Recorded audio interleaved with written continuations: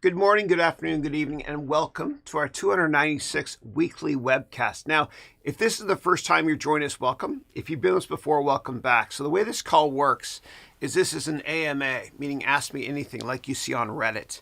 You can ask me business questions, investing questions, personal questions, startup questions, etc. My humble goal is to help you take your career to the next level. If you want, you can also ask me questions about how I built this studio and also how you can get the best resolution with the equipment that you have at your house. Now, this morning before I went live, I was fixing my exposure, as you can see right here. So our eye can never figure out what the right lighting is, meaning exposure. So what you do, and you can buy external products that hook up to your camera or your computer that give you this waveform here. It looks like Ghostbusters. But what you want to do is you always want to hold up a piece of paper or something white or a special color card, it's all the same, and make sure that right over your eye, you see right there, right over your face, I should say, that you're around 80, right? So over here, I'm underexposed, as you can tell, and that's an issue with the lighting in the top right corner there behind me. And over here, I'm slightly overexposed, but it's kind of good right in the middle here. So if you have questions about this stuff, I'm more than happy to humbly help you with it. And I think it's important to have a great setup at your home studio, because a great Zoom setup will do more for your career than an amazing Italian suit will. What is this? This is, yeah, Zegna, it's Italian. Yeah. All right, let me get to your questions here. Oh, one more quick housekeeping comment. I've got actually a Black Friday sale on right now. Let me show you right here. So if you want, for a limited time, you can go to the website you see below, which is, for those of you listening to the podcast on Spotify, which is learn.harounventures.com. And then you're going to enter this code at checkout to get 25% off on everything of mine except for my Diamond program. And that code is as follows. All caps, Black Friday 24. I'll show you really quickly that right here. Okay. So you go to learn.harounventures.com, and then you can click on any of my products except for Diamond to get 25% off. All right. No more talking about this. Let me get to your questions. That's why we're here, right? All right. First up, Phil Munn, hey, how are you? Wrote, thank you for your consistency. You're most welcome. I'm consistently bad. Yeah.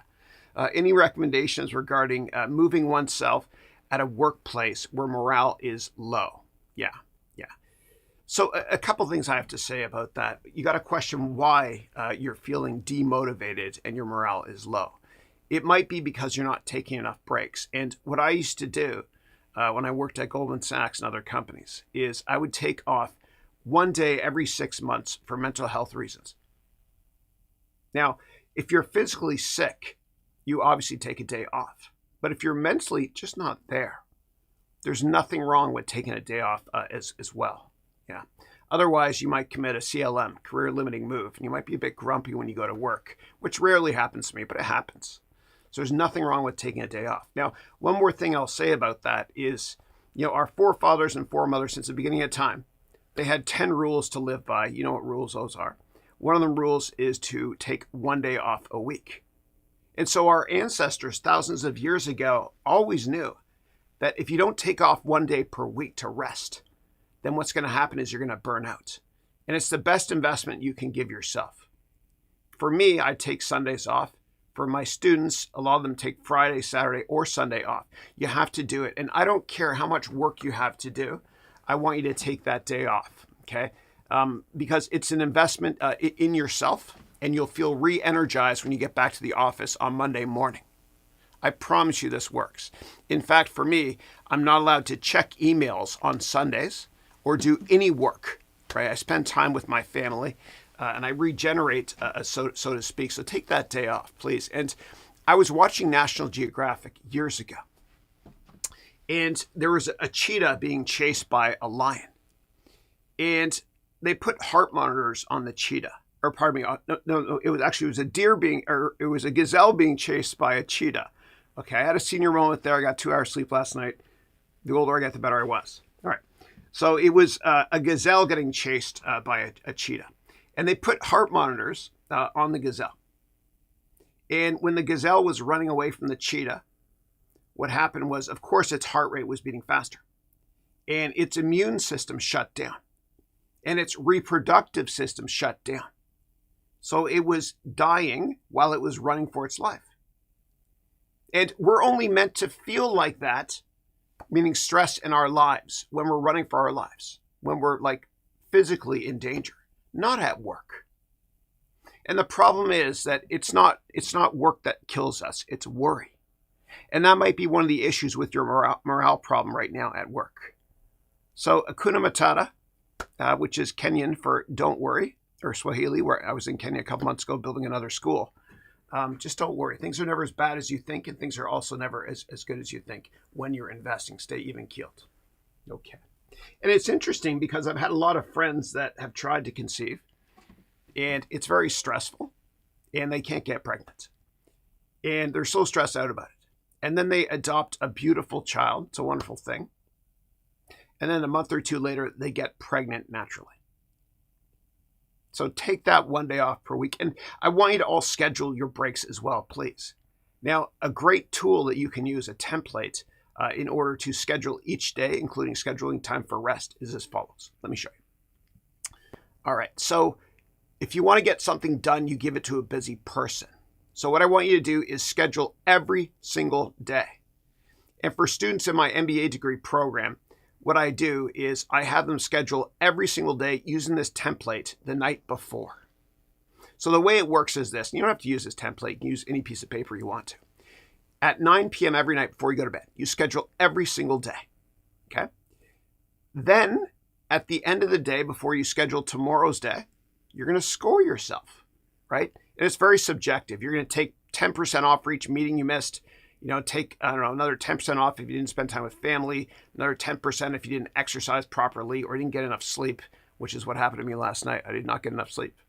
But you can score yourself this way. I promise you this works exceptionally well. And Tony Robbins once said that 90% of people give up their New Year's resolutions by the third week of January because they don't set a deadline date. And so this daily scoring methodology I just showed you can help you with micro deadlines or micro goals, so to speak. Now, in terms of other reasons why your morale might be low per your question at work, it might be because you're being mismanaged. And I've certainly been mismanaged. I've worked for terrible people. I've worked for great people. But here's a silver lining. If you're being mismanaged and you're frustrated, and I'm going to say this with love in my heart, good. Because that will force you to think about getting a better job to get paid what you're worth, or even better, start your own company. And that frustration is a great thing. It's helped so many people that have been fired over the years or have been mismanaged, including Michael Bloomberg.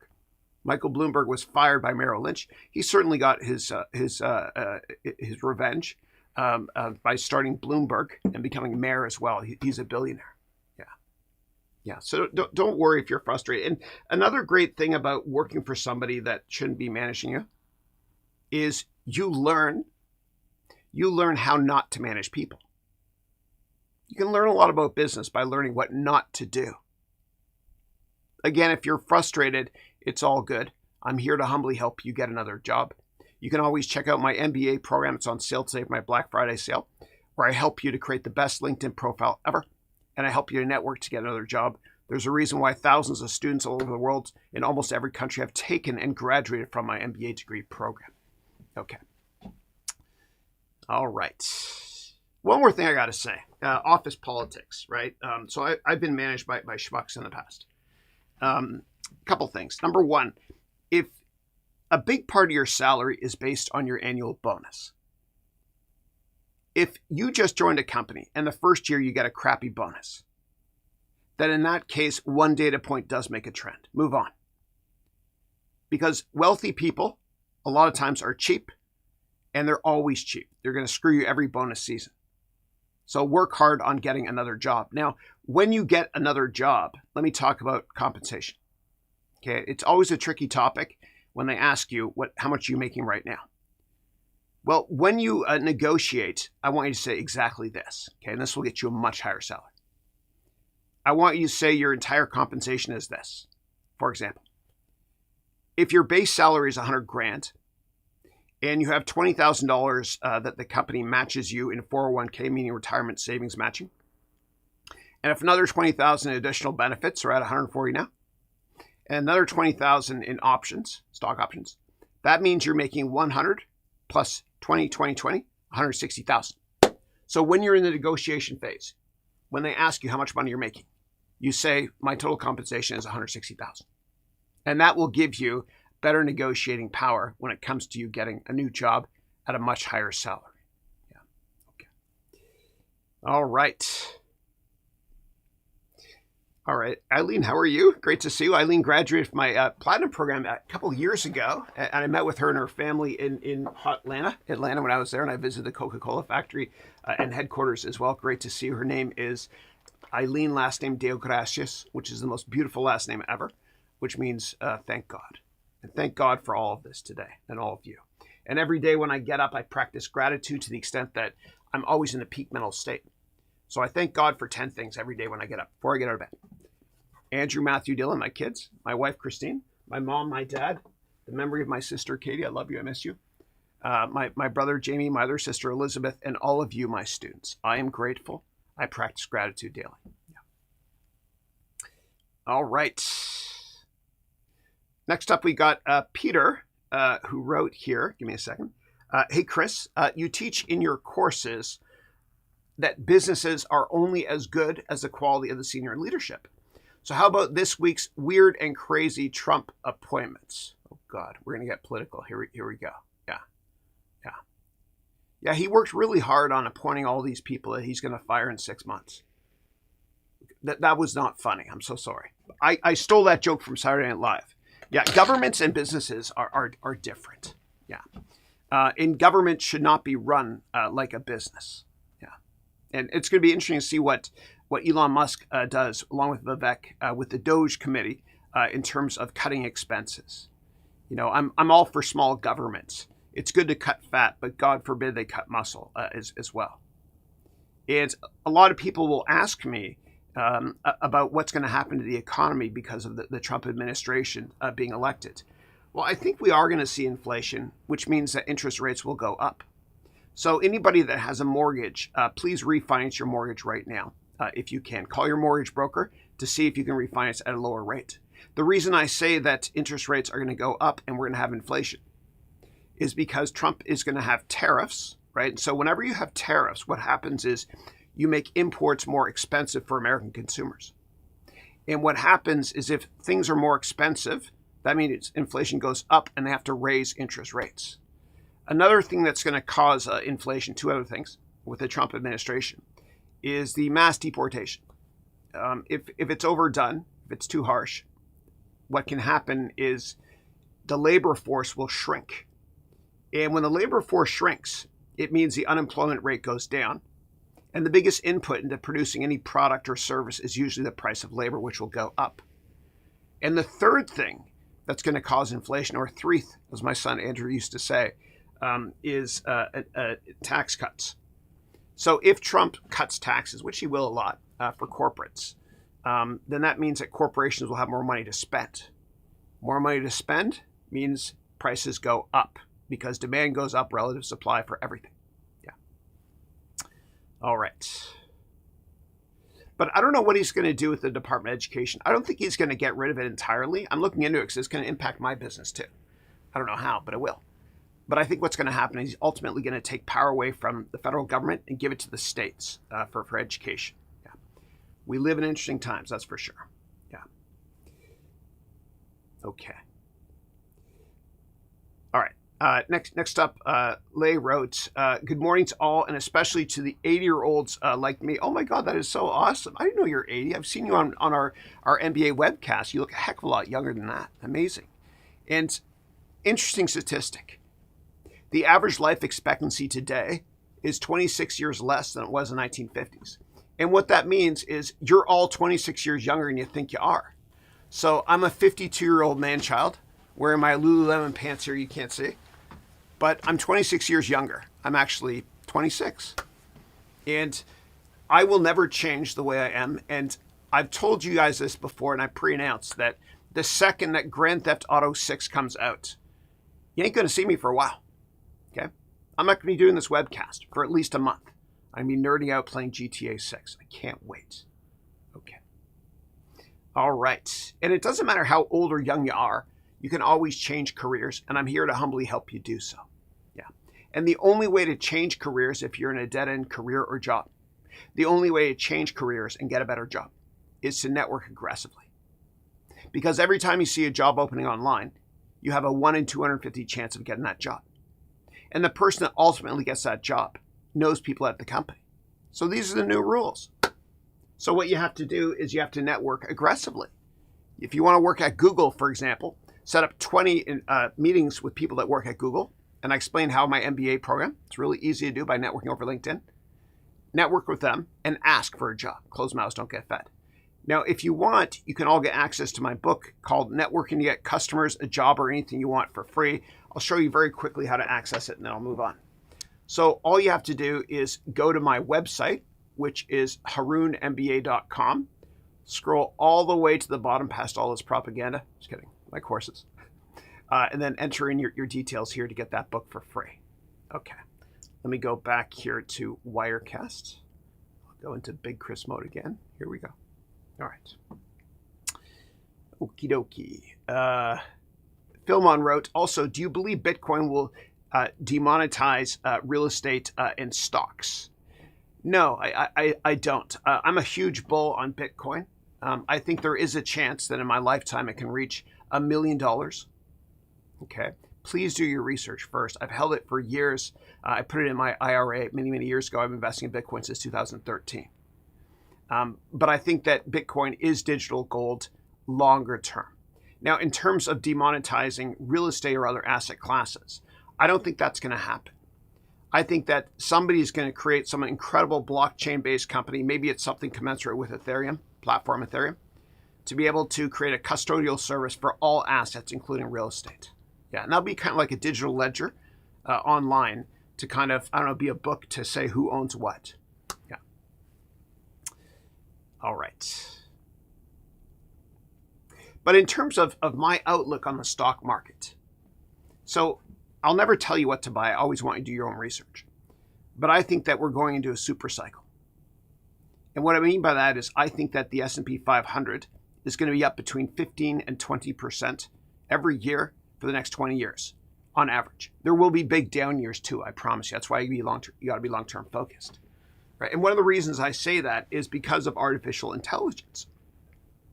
So a ton of companies are using AI, and my company's using it a lot, to significantly cut expenses. But very soon, and that drops right to the bottom line, which makes companies' earnings go up, which makes their PEs go down, which helps the stock market. And I think it's just a matter of time until a lot of companies start using AI to grow revenue as well. And I'm certainly looking into that right now. I've signed a contract, it's confidential, with a large Bay Area tech company to create an AI version of me to teach my courses in other languages. And I've had conversations with myself. Oh my God, I'm a schizophrenic. I've had conversations with the AI version of Chris, and it's amazing. You cannot tell the difference. Yeah. Okay. And what I recommend is everybody, like, think longer term. I can't time the market. Like, students will ask me, Chris, where do you think the market's going to go next week or next 6 months? I have no idea. Nobody knows. I have no clue. I don't know if Biden is going to make another idiotic decision to sell certain products to certain countries in the near future. I don't want to get political. I don't know what geopolitical events are going to occur that's going to drive the market higher or lower in the near term. But I do know that longer term, the markets will be materially higher. The same thing with real estate, and real estate's a much better investment than even stocks. Okay, let me move on. All right. Okay, and then Eileen Deo Gracias wrote, Chris, I'm a little mortified about the political climate here in the United States. Yeah. I know you're pretty positive about it. I'm a positive person in general. In terms of who do I vote for, I don't disclose that. I go one way or the other every now and then. Yeah. When I grew up, though, in Canada in the 80s, I loved Ronald Reagan, and that's why I came to America. Doesn't necessarily mean I'm a Republican because I voted for both parties. Okay. And then you wrote, as an immigrant and a woman, what should I do to prepare for Trump 2.0? Yeah. Yeah, well, Eileen, you started a very successful healthcare company. You employ lots of people. I don't think you have anything to worry about, and I think you have a green card, right? I'm pretty sure. And your husband was born here, and your children were as well. I wouldn't worry about that at all. I think what's ultimately going to happen is if Trump goes a little bit too extreme, and the way that Trump works is as follows, okay? When there's a negotiation, generally speaking, and there's two parties that want different things, one party says, I want this, the other party says, I want this, and they meet in the middle. With Trump, the art of the deal, or the way he negotiates, is one party says, I want this, he says, I want this. And then they meet over here, so he can get a deal done. But I think ultimately, the ultimate judge of the Trump of Trump will be the stock market. If he does things that makes the market crash, I think he'll adjust pretty quickly. And I don't think he's going to be as extreme as we think he's going to be. Yeah, a lot of things he said, helped him get elected, I guess. But at the same time, just because he talks a big talk doesn't mean he's going to do things as aggressively as we think. Like, for example, there's no way he's going to raise tariffs by 50 or 60% on certain countries, which he implied and actually said. There's no way, right? So he's exaggerating. And we do have enough checks and balances in this country, despite the fact that, yeah, he's got the Senate, the popular vote, and the House, right? But there are midterm elections, right, which are 2 years from now. So he's going to be really careful not to be too extreme. Otherwise, what will happen is the Democrats will get more power. Yeah. And people ask me, Chris, does a Republican, if a Republican is president, does that mean the stock market does better? No. The stock market does best when there's a balance of power, meaning one party controls the House and the other controls the Senate. Yeah. So just be long-term focused and you'll do exceptionally well in the markets. Please don't be a day trader. Okay. All right. All right. Tiz Louise wrote, hey, Chris, thanks for answering our questions. You're most welcome. SMCI, which is a tech company that benefits from the AI boom. And just for reference, SMCI's auditor resigned a little while ago, which caused the stock to drop 30%. And then you wrote here, they announced they got another auditor and came up with a NASDAQ compliance plan. Do you think this improves its fundamentals as a long-term buy? It's definitely better. It gets rid of uncertainty. So the way it works in general is don't ever invest in a company if they don't have a well-known auditor, okay? And by well-known auditor, I mean a company like KPMG, PwC, et cetera, the big four, right? If they have a no-name auditor, don't invest. And the role of the auditor is to keep companies in check and to bless their financials. So when companies file an annual report, a 10K it's also called, what they do is, in addition to the financial statements and all the footnotes about the financial statements, there is an auditor report in it. And the auditor, like PwC, will say something like, and I'm going to summarize a lot of text in a couple of words, we bless these financial statements. And if you don't see an auditor that's well known, don't invest. Yeah. It's like a sober second look. It's like the Senate to keep the company in check, so to speak. Yeah. In terms of the fundamentals in general of SMCI, I'll let you decide that. But if you want, what you can do is you can do an analysis on the company using this spreadsheet. Okay, now in my MBA degree program, I provide you with all the spreadsheets and documents and templates you need to analyze any company so you can make a great investment decision. So this one here, which is available to my MBA students, this one here, there's 100 steps on how to analyze any company, qualitative steps, quantitative, financial. And you build out the income statement, balance sheet, cash flow statement, come up with target price, etc. And I teach you all this stuff from scratch in my MBA program. Then what comes out of this, and this is just dummy data here, is a one-page report. Okay, you can put on the back of your resumes if you're interviewing for an investment job, as well as a massive detailed report. And also you got an investment dashboard as well, based on the data that you enter in. And every single tab on the 21st row has a video that you can watch, which is a YouTube video for me explaining how to use that tab. What I've also got is a massive real estate document. So recently I added the complete real estate course, which is exclusively available on my website and my MBA students get for free.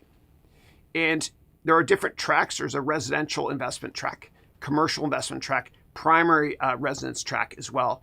You enter in all the details, and then a massive business plan is created for you that you can print out. And I don't want anybody to invest in real estate or anything before you create the appropriate documentation. So this is a business plan for residents, your primary residence or real estate investment properties. And failing to plan is planned to fail. Okay, let me go back to the next questions quickly here. All right. You see my messy studio from this angle here, eh? All right, Alla wrote, good morning, Chris. The Silver MBA for $999 has entrepreneurship, personal growth, finance and accounting, and real estate. I don't even know how to thank you. Well, thank you so much. I appreciate that. Yeah. So yeah, the real estate course was released as an elective recently. If you want to learn more about the real estate elective, you can always go to, and I got to figure out a better way to navigate this stuff, man. You can always go to learn.harounventures.com. Click here to learn about the real estate elective. Now, every single year I add a lot of new electives that my MBA students will always get for free. So if you purchased silver, gold, platinum, or even diamond MBA program over the past 5+ years, what you can do is you can go to the very last lecture of your MBA degree program to access this and many other electives. And last year I added a bunch of AI electives. I've also added many other technology electives as well, like how to program, all that good stuff. I'm a nerd. I used to be a techie. I was a coder at Accenture 8 million years ago. Okay, let's move on. Thank you for that. And then Alla also wrote, I learned in 2 days about real estate more than I learned in the last 10 years. Thank you. Thank you. I take a lot of pride in that course. I humbly think it's the best course I've ever made. I had so much fun nerding out in that spreadsheet as well. Thank you and God bless you. Thanks. And by the way, if anybody buys my MBA program or any of my products, and you can get it at this website down here, if you don't think you're getting a massive return on investment in the first 30 days, ask for every penny back. I have 100% money back guarantee, 30 days. You have nothing to lose. You can even binge watch it and ask for your money back. In terms of returns, in all my products, including MBA products, my return rate is 1% from students. But I have a program called the Diamond Growth Accelerator. It's a premium product where I've had no returns ever. Yeah. All right. All right, next up, Manas, who joined my silver program recently, and he's from Calcutta, where my hero used to live. You know who my hero is, Mother Teresa. You wrote, good morning, my dear mentor, Chris, please. What a wonderful week again with you and the Haroun Education Ventures family. Great to see you, buddy. Great to see you. Now, next Thursday is Thanksgiving. There will be a call, okay? There's going to be the weekly call, the 2-hour call, but there won't be other one-on-one meetings later on that day. Yeah. Okay. All right, moving on to Jim Price. Jim, and I think you bought my silver. You got the Black Friday deal, right? I saw your name come across. You're good morning, Chris. Just took advantage of your Black Friday sale with your silver MBA program. I'm retired and just keeping the old brain working. Keep up the good work. No, thank you. I appreciate it. And what you can do also, per the graphic you see below you, for anybody in the silver MBA degree program, after this call is done in 1.5 hours, what you can do is you can join a 1-hour Zoom call with me. And to get that link to the Zoom call, just go to the first lecture of the curriculum at the Silver MBA program here. Okay. Okay. All right. And then Ian wrote, what inspired you to start creating courses on platforms like Udemy? Yeah, I'll give you the entire origin story. So I worked in venture capital.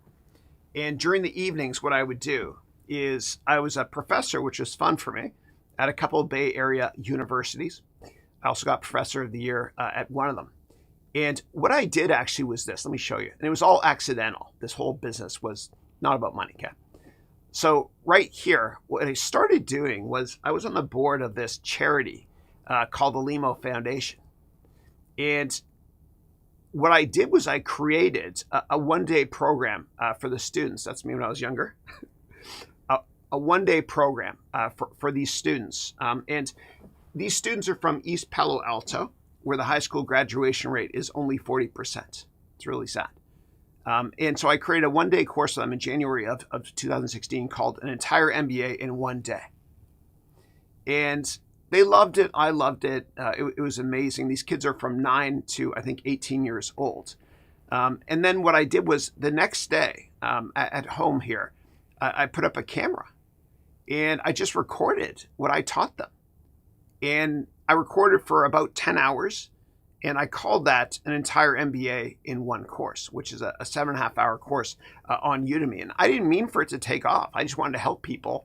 And then it took off a lot. And, I'm very fortunate that it's turned into my career now. But it was all accidental, right? And again, I didn't do it for the money. And I really do believe that if you chase money, you lose your dreams and your money. But if you chase your dreams and you don't give a darn what people think of you, something beautiful happens. Your dreams come true and the money follows accidentally. It always does. I'm here to humbly help you start your company. Okay. Now, it all morphed into a business. And what I do is I have my own MBA degree program. You can learn more about it at the website below. And then I actually I do a graduation event as well. So for those of you in gold, platinum, or diamond, our next graduation event and networking event is going to be September 27th of 2025 here in the Bay Area.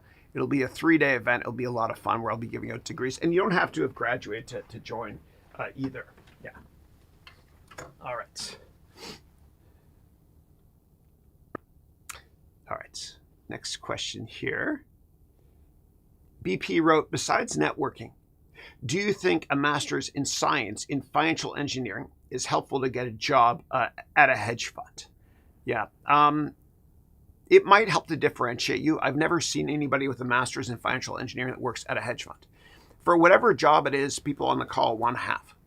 If you're curious about what education you may or may not need, just go to LinkedIn to successful people that work in the industries you want to work in and just see what they have for education.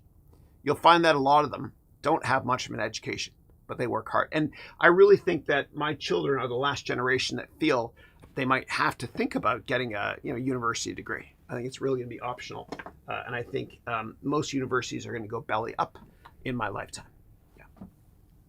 And I can talk more about that if you want me to. And in my Forbes column, I discuss that in more detail as well. Yeah. That was me showing off that I have a Forbes column because I'm very insecure. All right. Next up, Manas wrote, Bitcoin is going $200,000 plus or more. Prospects look cool with incoming president. By the way, Trump Corporation acquiring crypto company exchange, a big move because he is bullish on Bitcoin. Yeah, I say that he's one of the reasons Wall Street, for what it's worth, likes Trump is he's not big on regulation. If anything, he's big on deregulation. So if there are fewer rules, then financial services companies and next generation financial services companies like cryptocurrencies can do more stuff. Yeah. All right. Moving on to Ian, who wrote, what are the top habits or routines you believe contribute to long-term success? Yes. Number 1, take 1 day off a week. Number 2, stay busy. If you want to get something done, give it to a busy person. Number 3, exercise every single day. And I exercise every day. And the only time I don't exercise is when my Oura ring here tells me not to. So the OURA ring, or Oura ring, what it does is it analyzes your respiratory system, your heart rate, and so much more stuff, your sleep, your deep sleep, REM sleep. And it will tell you if you should not work out, right? So if I get a score, it's out of 100, below, say, 60 or 70. I don't work out, and that helps me. But I do exercise every single day. Let me show you my setup here, okay? And you are what you eat as well. And so I'm very careful with nutrition and biohack. But I'll show you everything here. All right, so what I've got here, and this is going to be messy as heck, but I don't care. I love you guys. All right, so in my office here, I have a treadmill, okay? I told you it's messy. Oh, look at all that stuff I try to hide over there, including my makeup brush. So what I do is, and for those of you listening on the podcast, I'm walking on a treadmill. But what I do is I get about 30,000 steps per day, okay? And I walk on this thing, and it's the cheapest treadmill you can buy because there's no bars on the side. But I walk on this thing all day long, and the reason why I pull my desk up is so that I can type, right?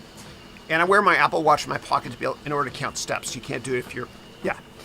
And I came up with this biohack years ago because when I was younger, when I was younger in university, I realized that the first hour of studying every single day is the most productive, and then it goes downhill. And the reason it goes downhill is because your brain is tired. And 10 hours of studying or work at night or in the afternoon is not as good as the first hour. Now, and I feel energized already. If you're walking all day long, you trick your heart and your brain into thinking you just got up. So you're 10 times more productive every single hour. This works. Everybody, please try this. I've shared the link before for the treadmill. I can do it again if you want me to. Another thing I do from a habits perspective to put me into a peak mental state is nutrition. So what I do every morning, I've been doing this since 2015, since I met Tony Robbins the first time. But what I've been doing is I've been drinking bulletproof coffee. Let me explain what this is. So for hundreds of years, people have been putting a scoop of butter in their tea or coffee. And this gives you incredible abilities to, I don't know, think gooder and speak gooder and stuff, be smarter, whatever. Okay. But it works for me. Okay. Now, there's also a brand of coffee called Bulletproof that I buy, which is made without any preservatives. Because the problem with traditional coffee, right, and I'm sure what I'm describing, there are some placebos. But the problem with traditional coffee is if it's not fresh, there are a lot of preservatives. And what that does is you get that high initially, which I love, and then you crash because of preservatives, right? So this is all pure. What I also put in this coffee, and it's made for me, I have everything ready the night before so that my coffee machine makes it. But what I also put in this is I put collagen, okay, protein, right? And that helps with hair growth as well. And I also put in what's called MCT oil, which is like coconut oil. If you do that, please be careful, because if you put in a tablespoon initially, it's going to hurt your stomach. You get pains. Do a drop per day and then build up, right? So again, do a search on Bulletproof Coffee. Talk to your doctor first and all that stuff. What I also do is I drink an entire thing of vodka. I'm just kidding. It's gin. No. I drink this. I try to finish it. I don't always finish it, but it's got the time on the side as well. You can get something cheap like this from Amazon, and this really helps me to stay hydrated and happy as well. What I also do is every single Sunday, I create 7 of these things. And what's in this are all the antioxidants you can possibly think of, right? I put kale juice in here. I juice everything myself. I put kale. I put raw ginger root. I put strawberries, sometimes blueberries as well, which is the best antioxidant ever. I also put in a fish oil, omega fish oil, aloe water. I put in cinnamon. I put in mushroom extract, which is good for cognitive abilities. I also put in whey protein and a couple of other things as well. Okay, and I fill it all the way up so it doesn't go bad. And I put it in my fridge, and this is my first meal per day after my coffee. And the trick is to only drink, okay, when you're hungry. Just take a sip and then stop. And one of the reasons why a lot of chefs are in really good shape, right? It's a misconception that chefs are overweight. But one of the reasons that a lot of chefs are in good condition, right? They don't have much body fat, is because they're standing all day like I do. I don't sit all day. And they're making food all day, and they kind of sample a little bit every now and then. Those are micro meals. Okay, micro meals help you to not put on weight. I'm also doing the keto diet, which I've done for years, which means I don't eat pasta, bread, or rice, except when I go out to dinner with my friends and family. Yeah, so that helps me tremendously. I take a number of supplements as well.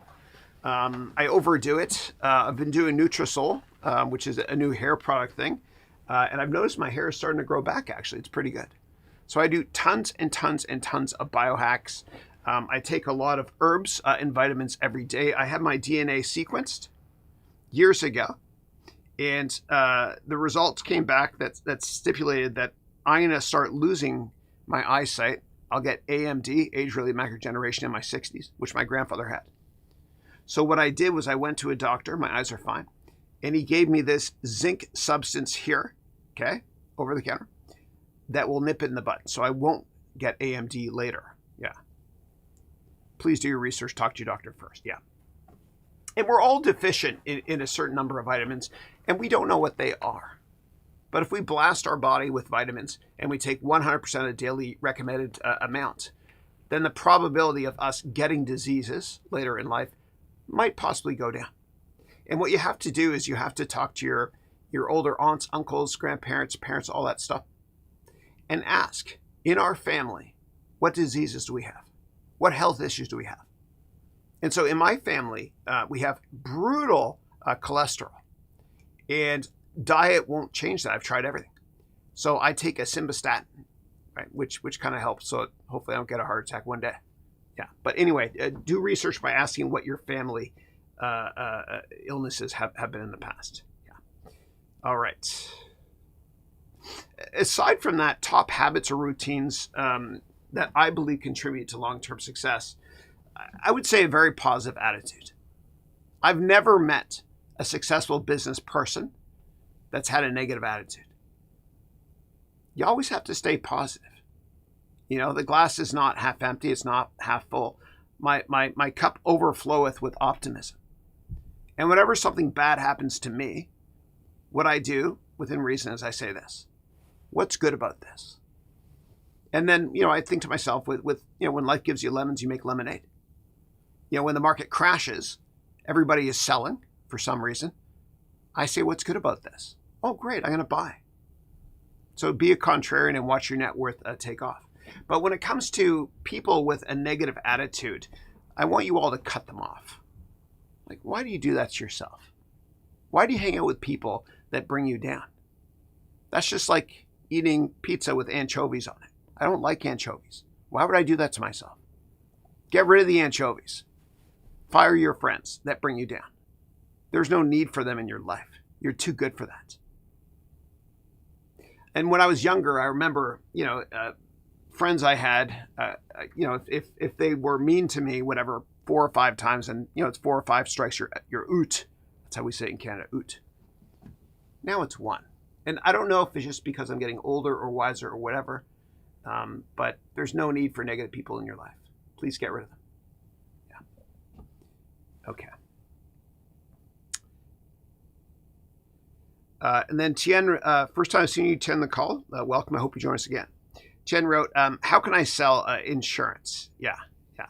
So in my MBA program, I teach you how to sell. Okay. And I go through it in a lot of detail as well. I teach you 50 tips on how to sell anything. And if you join my higher end programs, like my platinum or diamond program, I can train you one-on-one as well, how to sell anything. But let me give everybody a couple of tips here. Okay. So number 1, when you're selling, and this could be selling yourself in an interview to get a job or a customer or whatever. When you're selling, you always want to bond before business. Okay. A big rookie mistake in business is you show up to the meeting, and the first time you met the person, you just start talking about business right away. Business is about people, and relationships are always more important than product knowledge. So what do you talk about? Well, before you meet with somebody, right, and it could be a client of yours in the insurance industry, you go to their X profile or their Instagram profile and find out who they follow, right? If they follow baseball and you're a big baseball fan as well, then you could strike up a conversation about that. If you find that they went to the same school as you, you can talk about that. The same hometown, you can talk about that. Try to find something in common and ask them a lot of questions as well. People love talking about themselves. Look at me. I'm talking all day long about myself here. All right, so that's number 1, bond before business. Another great sales tactic is to make sure that you don't oversell. What do I mean by that? Well, let's say I'm selling you something, okay? And you like it. So you think to yourself, yeah, I kind of like this thing Chris is talking about. I think I'll buy it. Okay. And let's say that I keep selling over and over and over again. Then you're going to start thinking, wait a second, am I a sucker? Why am I so lucky to be given this opportunity? My God, he's still selling. I'm not buying. So whenever you sense that somebody is interested in your product, service, or you to be hired, for example, stop selling and change the subject. Trust me, this works. Psychology. It's bizarre, but it works, I promise you. And if you're in an interview and you find that in the last 5 or 10 minutes of an interview, the person interviewing you says good stuff, good things about the company, subconsciously, it means they like you and they're trying to sell you. So never sell past the close. Yeah. Now, also, when it comes to sales, you want to list all risks.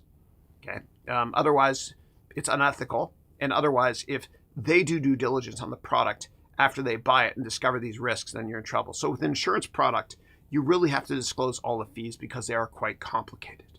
Yeah. Okay. So those are just a couple of tips on how to sell. Again, in my MBA program, which you can access for 25% off my Black Friday sale at this link here, I give you tons and tons of more details. More than 50 hours of the curriculum, which is about 500 hours now, is sales. Yeah. Okay. All right, Constantinos, how are you? Nice to meet you. Hope you join us again. You wrote here, Chris, is it worth buying stocks with a very low PE ratio? It depends. Okay, and I hate saying that because all my lawyer friends say that. It drives me cray-cray. But it depends. That's my son Andrew calling. I'll get him later. Sorry, Andrew, if you're watching this, I love you. Okay, it depends. If the valuation is too cheap for a stock, it might be cheap for a reason. Okay, don't ever get seduced into buying stocks because they're cheap. They could be value traps. You got to ask yourself this: in 5 years, is this company or the industry it's in? Is this company and the industry it's in going to be more relevant or less relevant than it is today? And that will stop you from getting seduced into buying stocks because they're cheap. They're cheap for a reason. And don't ever value a company based on this year's earnings or next year's earnings. What I want you to do, and what I teach my students in my MBA program, is how to create your financial statements from scratch. I teach you everything from scratch. You forecast the future financial statements. Then you do what smart investors do, which is this. You look at your earnings estimates in 5 years, and you put a PE multiple target price based on that earnings per share estimate in 5 years. So what number do you put on it? Well, you look at the growth rate between year 4 and 5. If the growth rate between years 4 and 5 is 20%, then I would put a 20 multiple on your earnings per share estimates in 5 years. And this makes you very long-term focused. Wayne Gretzky used to always say, he doesn't skate to where the puck is, he skates to where the puck is going to be. So I want you to be very long-term focused. I had to make a Canadian reference because I love Wayne Gretzky and I'm proudly Canadian. Now, in terms of how to forecast financial statements, it's a lot easier than you think. Okay, so within my MBA program, as I showed you before, what we do is we forecast revenue. And then once we forecast revenue, then we're going to forecast expenses. Then the balance sheet, cash flow statement. Cash flow statement is really easy to do because if you have the balance sheet and income statement, it's automatically created. Then what we do is we value the company based on a PE basis. And I like to always use price to revenue and discounted cash flow, just in case my methodologies are off. Then we get the target price based on the 3 valuation methodologies, take the average. Yeah. And that's just one step of many when analyzing a company. Yeah. But think long term always. Yeah.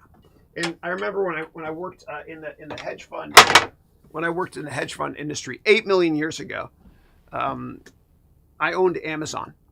And I remember people coming up to me at hedge fund conferences or buy side, sell side conferences, whatever. And they'd say to me, Chris, you're cray-cray. Why on earth would you own a stock that trades at way over 100 times earnings? I mean, that's a widowmaker. And I would say, no, it doesn't trade at 100 times earnings. Maybe you're looking at this year's earnings. I don't care about that. It trades at 5 times my earnings estimates in 5 or 10 years. You have to think long-term like that. Yeah. And don't invest in a company because you see 10% upside per year. I want you to look for what's called a 5x5, which I teach in my MBA program. What does that mean? That means a 500% return within 5 years. Am I wrong? I'm more often wrong than right. But if I nail one of these and it's only up 200%, then I'm happy. Yeah. And by doing a ton of research, by filling out that template I just showed you, it makes you an owner, an investor, not a speculator. It makes you not rent the stocks. It makes you think long-term. And it makes you sleep at night as well, knowing that, hey, this stock I just started buying is going down. Good. I can buy more. until it's a maximum 5% position of your portfolio. And of course, we talk about portfolio management in a heck of a lot of detail as well in my MBA degree program. Yeah. Okay.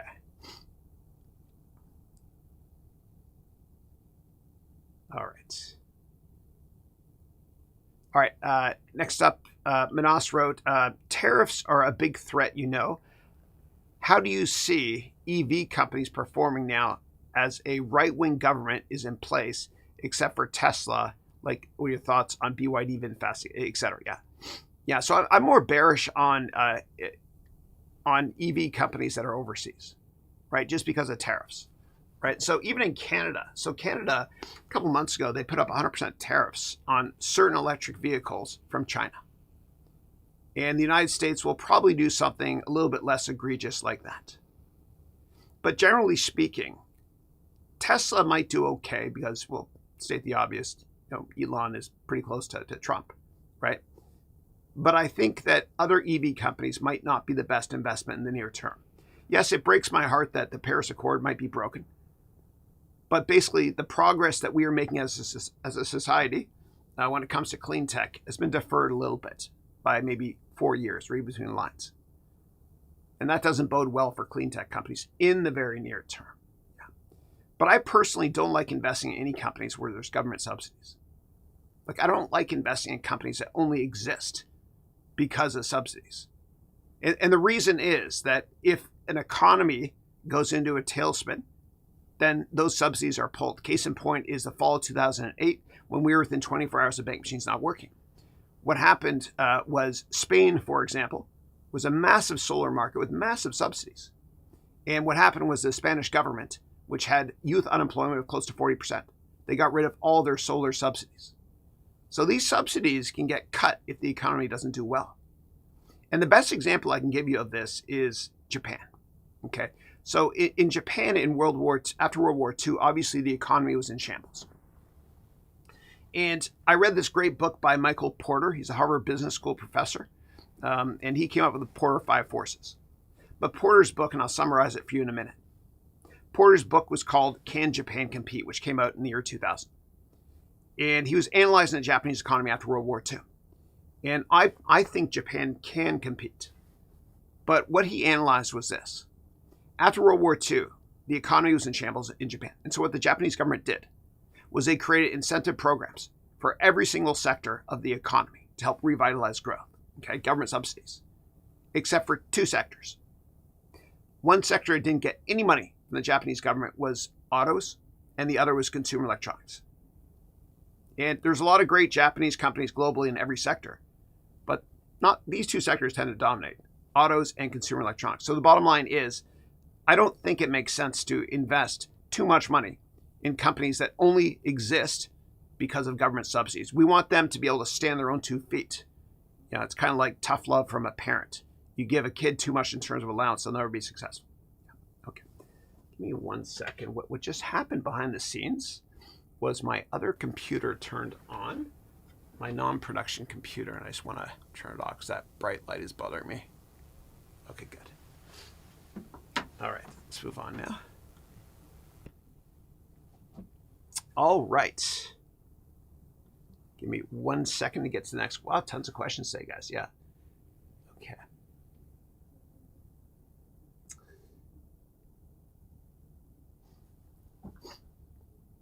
Okay. Next question is, what are the most valuable skills people should focus on learning today to future-proof their careers? Yeah. So learn how to network. And the best business book I've ever read, please read this, is by Dale Carnegie.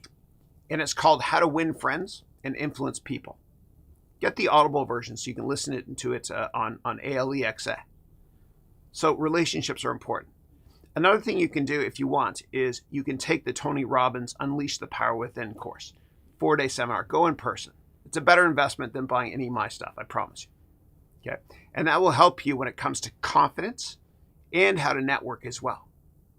And confidence leads to perceived competence. And the best gift that a parent can provide a child with, or teacher can provide students with, is a sense of confidence. With confidence, you can do anything. And I used to teach here in the Bay Area in class. I was a professor at a couple of universities. And 50% of my students were not born in the United States. But I realized that American students, regardless of where they're born, are number one in the world in the most important economic category that nobody talks about, which is confidence. And with confidence, you can sell something boring like cloud computing and make it sound awesome. With confidence, you can use social media to get free PR like Elon does. With confidence, people think you're right. And so recently, I gave a presentation to a massive semiconductor company, the entire company. I was given a presentation on how to present. And one of the C-level executives told me that they decide who to buy from, meaning the vendors, not based on the product, but a lot of times based on the level of confidence that the salesperson has during the sales pitch. Isn't that interesting? So that's the best gift you can give yourself, your family, your subordinates, your coworkers, whatever it is. Build people up. And if you're managing people, please do this. Don't ever criticize in public. Okay? You want to praise in public and criticize gently, in private. Yeah. Okay. And you can become more confident as well by exercising every day. I know it sounds out there, man. So for me, what helps me beat my depression is exercise. It's the only way. And I've dealt with depression my whole life. But, when you go to the gym and you lift weights or whatever it is, and you feel great after that workout, you never tell yourself, gosh, I wish I didn't exercise today. I said no one ever. So you feel great and you're more confident because of it as well. Yeah, it works. Okay. All right, next up, JK. How are you? Good to see you. Tian wrote, hi, Chris from Vietnam. Great to see you as well. I have a lot of students in Vietnam. And actually, I'm going to go there on vacation, our next big world trip with my family. Yeah. Manos wrote, will Dubai be able to build a Silicon Valley of their own in the long term? I don't think so. So one of the issues with Dubai, okay, and Abu Dhabi, and I've been there many times. I've raised millions from there. I've done well there. But one of the issues is that if you're not a Dubai national, meaning UAE national, which is about 15% of the population, if you start a company and you fail, you can easily get kicked out of the country. So there's no risk taking there at all. Yeah. So I don't think it can happen. And there are many other reasons why I don't think it will happen as well. A lot of it is cultural as well. Like Silicon Valley, the way it was created was partially because of the hippie movement and partially because of Sputnik. And I talked about this on previous webcasts. But that took many, many years to get created. There was a big cultural revolution, etc. But I can go into that in more detail if you want me to, but I talked about it a couple weeks ago. Yeah. Or just do a search on my name. And Wired magazine and Silicon Valley, or search my name, VentureBeat, Silicon Valley, and I wrote plenty of articles years ago on that stuff. Okay. All right. And Philmon wrote, people seem to think government should be run like a business. I don't think it should be. Yeah. And look, I definitely am a capitalist, but I don't believe in cutting social services to zero. I do believe in unemployment insurance. As a proud Canadian, I do believe in health care provided as well. And I do believe, and I think that education should be free for everybody. It's the best investment you can ever make. I really believe that, meaning university level as well. And as Malala said, with guns, you can kill terrorists, but with education, you can kill terrorism. And that's why what I do, and I'm going to die broke, but the profits from what I do is I build schools in Africa, as many of you know. We finished Rwanda last year. We're doing Kenya now. Next year, we're going to do Nigeria. I'm going to build 1,000 schools in Africa by the time I die. Education is the answer. And what I love about Africa that the rest of the world is lacking, based on my time in Kenya recently, what I love about Africa is that spiritually, here I go, they're close to God. And I feel that the rest of the world is kind of moving away from God. And I hope Africa influences the rest of the world longer term. All right, let me move on. Okay. Manos wrote, the 6-month firing joke cracked me up. I'm all in for axing a lot of departments. Oh, my Trump joke earlier. Yeah, so worry about that, sort of. Yeah. Yeah. And then you wrote, do I think the U.S. can ever grow at 10% per year? No, it can't. It's just too big. It's not their fault. It's the law of large numbers. It's why massive companies that are publicly traded usually can't grow, double digits. It's just the law of large numbers. And the United States government is the biggest company in the world. And it's the last company ever to go bankrupt. It's all relative. Yeah. Okay. Oh, thank you for that comment, Tian, as well. Okay. Spicy barbecue, #tasty, wrote, education after 40. Hiring managers are tough to impress. What's the best risk to reward time-wise? 1-year certificate versus 4-year degree? Thanks. Yeah. I wouldn't drop out of the workforce to go back to school at 40. You can always do part-time if you want, do a part-time degree on the side, or take my MBA program on the side if you want to. But I certainly would not drop out of the workforce. And the great thing about online education, and of course I am biased, but I say this with love in my heart, the great thing about online education is you can learn more than you can learn at theoretical old school universities at a fraction of the cost. And that's why I wrote this book years ago when I worked in venture capital, 101 Crucial Lessons They Don't Teach You in Business School. Because business schools don't teach you the most important skills to make you successful. If you want to learn more about that, just go to that website you see below. Yeah. Okay.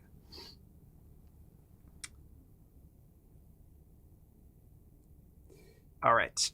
Phil Germany, how are you? Phil was my first student to ever write a book. And his book he published in 2018 or 19 was called Super Students, which was a prophetic title. And it was about chess. Excellent. And he's from Ohio as well. I think you were at Raytheon. Great to see you again. So Phil wrote, what are your thoughts on crypto ETFs from companies such as Fidelity, Schwab, etc.? So I've said this for years. I don't want you to have more than, to everybody, with love in my heart, I never want you to have more than 5% of your portfolio, meaning your liquid net worth, in cryptocurrencies. And I don't want more than 0.5% in any one crypto in general. Yeah. And most cryptocurrencies are an absolute scam.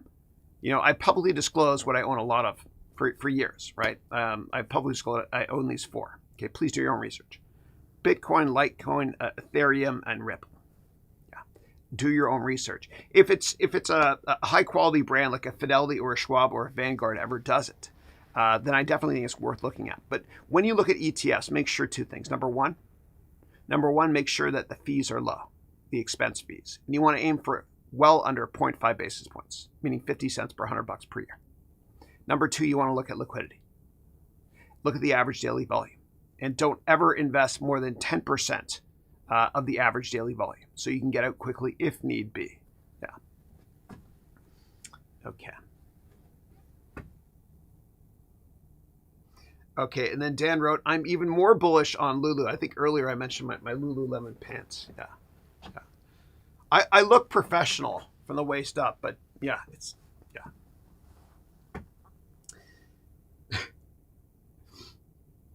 Okay, moving on to E-Dash, who wrote, hey, Chris, I'm a life insurance agent who's looking for higher net worth clients. What is the best way to go about it? Yeah, I've got the best solution for you. So all you have to do is this. Okay, number 1, make a great LinkedIn profile, which I help you with during my MBA degree programs. Okay. Number 2, I want you to write a lot about insurance. Okay, and I want you to do it directly on LinkedIn. And what you can do is you can write 600-word articles. Never write more than never have more than 600 words in an article, and never have more than 3 sentences in a paragraph. And when you write these articles on life insurance, for example, on LinkedIn, you got to make sure you have an amazing picture and a great clickable title, because people do judge a cover by its book, a book by its cover.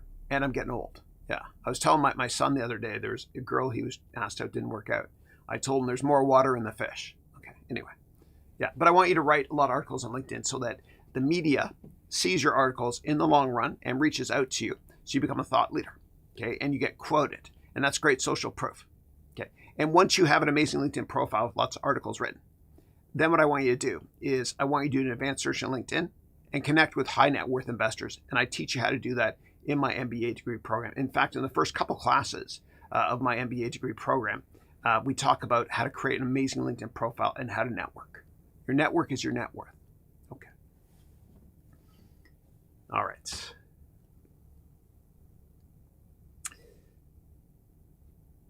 And I teach you how to write and communicate and speak gooder and stuff in the MBA program as well. I teach you how to write. I've got my own column in Forbes magazine. I had my own column years ago in Entrepreneur magazine. Yeah. And interestingly, my editor used to always tell me for my entrepreneur article, he would say, Chris, stop trying to write, like you write for The Economist. I was like, what? He said, the total addressable market for that is tiny. Nobody cares about that stuff. Write like you're writing for USA Today, meaning write at an 8th grade level. That's what he told me, which is easy because that's my maturity. Yeah. And then what I did with all of my articles, I recommend you guys do this too. I published 101 articles over 2 years, and I just repurposed it together in a book.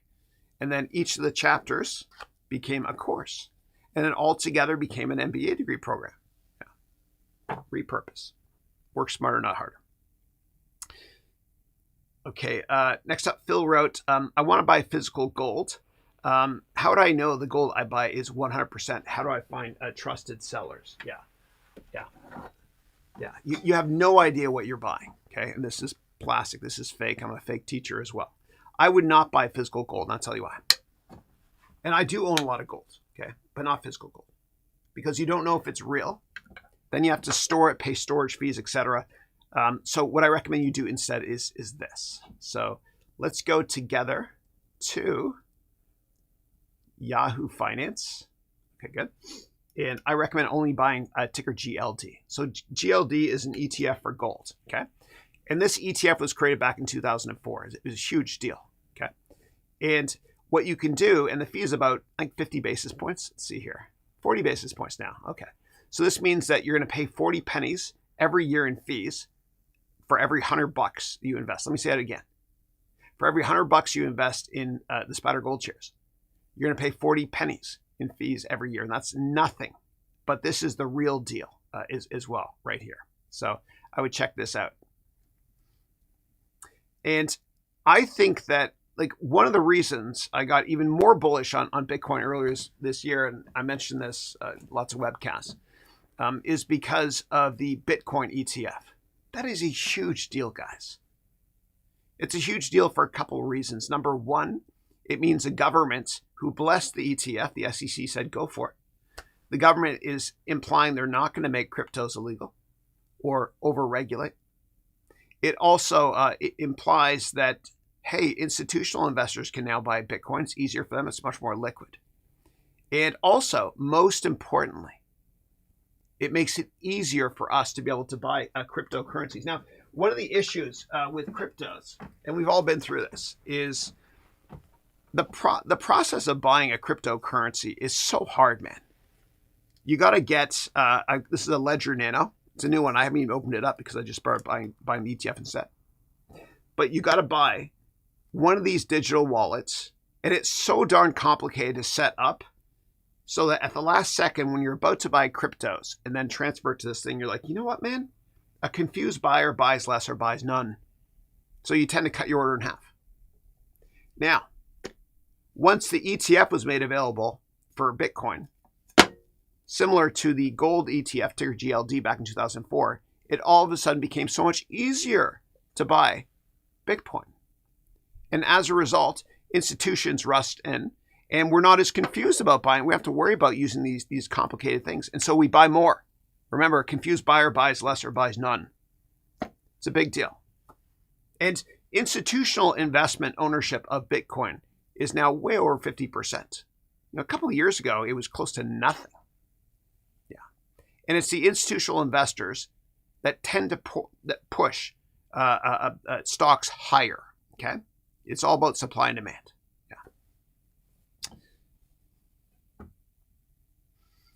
All right. Oh, Carolyn, how are you? For my silver program. Good morning, Chris from Nova Scotia. Hope all is well with you. Great to see you. And I remember you mentioned once you use Starlink from your vacation property in Nova Scotia. I use it as well as my backup here as well. Yeah, good to see. I'm looking forward to seeing you as well on the weekly silver call. As you know, just per the graph below. You can always join the Zoom then. Always ask me questions here too. But if you want to do the Zoom thing and share your screen, I'm always here for you. Yeah. Okay. All right. Next up, Manas wrote, Canada is going hard on immigration, pulling down to 365K per year from 500K, specifically on, you wrote here, on Indian people and students. How do you see this anti-immigration policy in the Western world now? Yeah, I have not seen the same reports or news flow you've seen. To my knowledge, I don't think Canada is anti-immigration at all. At all. Yeah. Let me know the source of that, please. Yeah. No, Canada is a wonderful country that is always has its arms wide open for immigrants. And Canada is different from the U.S. So in the United States, when people immigrate, it's just different. It's a melting pot. You kind of become American. In Canada, it's more of a cultural mosaic, where people, immigrate and they still practice their own cultures and whatnot as well. But no, Canada is a land of immigrants. My dad proudly immigrated from Egypt to Canada in the 1960s. Yeah. And then my mom's side came from England and Lebanon as well. No, we are very welcoming of all immigrants. Yeah. Okay. All right, next up, Heracles wrote, I applied for a position at Stout, and they will send me tomorrow a case study. Any advice to succeed? Yeah. Okay, so what I recommend doing is this. So if you have a case study and you have to answer questions about it, I recommend using crutches, okay? And I'm going to give you a couple crutches to use, okay? Not real crutches, they're analogies. So you can use the SWOT analysis, okay?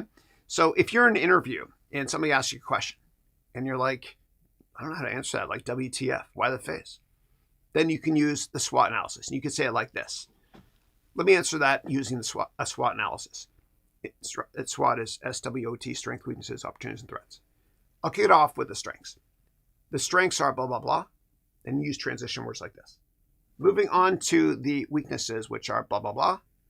In terms of the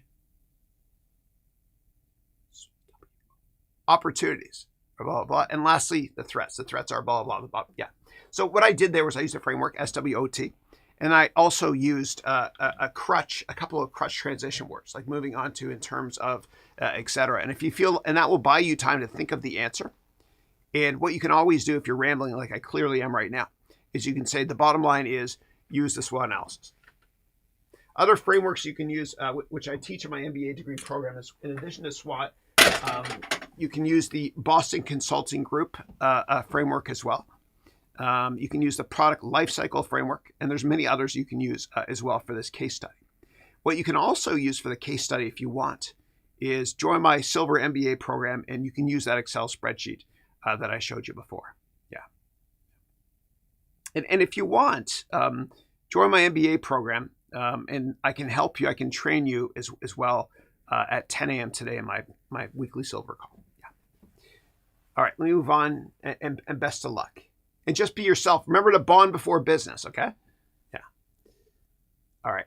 Next up, Eileen Deo Gracias wrote, Chris, if I have $500 to spare, what should I do to save for the future? Yeah. If you're not sure where to put it, I'd probably just put it in ticker VOO.